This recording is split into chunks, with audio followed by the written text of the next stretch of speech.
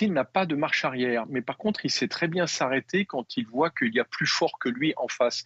Tout va reposer dans la discussion avec Poutine sur la manière dont Trump va lui montrer que maintenant, ça suffit. Bienvenue sur ma chaîne, n'oubliez pas de vous abonner, liker la vidéo et activer la cloche de notification. Négociations entre la Russie et l'Ukraine. Trump impose la paix, l'Europe absente. Les négociations entre l'Ukraine et la Russie s'intensifient. D'un côté, les envoyés ukrainiens et russes se préparent à des pourparlers en Arabie Saoudite.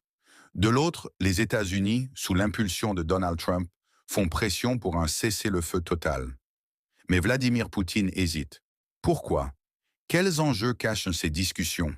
Trump met la pression. Il veut un cessez-le-feu complet. Zelensky est d'accord, mais Poutine temporise, notamment en raison de la présence de forces ukrainiennes près de Koursk. La position de la Russie, Moscou multiplie les conditions et espère des progrès ce lundi. Poutine sait s'arrêter quand il sent une force supérieure à lui. La clé des pourparlers de paix, la manière dont Trump va lui faire comprendre que ça suffit déterminera la suite du conflit entre l'Ukraine et la Russie. Elle regarde, on ne leur demande pas vraiment leur avis aux Européens. On leur dit qu'il faudrait que ça soit comme ça. Mais les Européens, ils n'ont pas non plus envie de faire ce qu'ils n'ont pas envie de faire. Et ils sont en train de l'exprimer. Donc, elle arrive, l'Europe, à s'exprimer. Elle arrive peut-être à influencer un petit peu le cours, mais pour l'instant, elle n'est pas à la table des négociations. Sommet ce jeudi avec Zelensky et les alliés de Kiev. Son but? Garantir la sécurité de l'Ukraine dans l'éventualité d'une paix. Mais est-ce suffisant pour peser dans les négociations? En conclusion, l'équilibre des forces est en train de basculer. Trump, Poutine, Zelensky. Qui imposera son tempo? Et l'Europe va-t-elle enfin peser dans les discussions? Des dizaines de milliers de Stambouliotes sont descendus dans les rues pour protester contre l'arrestation de leur maire.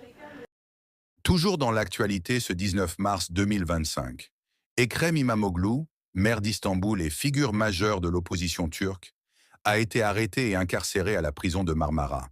Officiellement, il est accusé de corruption et de liens avec des organisations terroristes, mais ses partisans dénoncent une manœuvre politique orchestrée par le gouvernement du président Recep Tayyip Erdogan pour l'écarter avant les prochaines élections.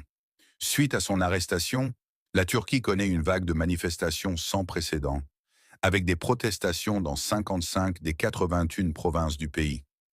À Istanbul, des dizaines de milliers de personnes se rassemblent chaque jour pour réclamer sa libération et dénoncer une dérive autoritaire du régime. En réponse, les autorités turques ont déployé d'importants effectifs de police et ont arrêté plus de 1130 manifestants depuis le début du mouvement.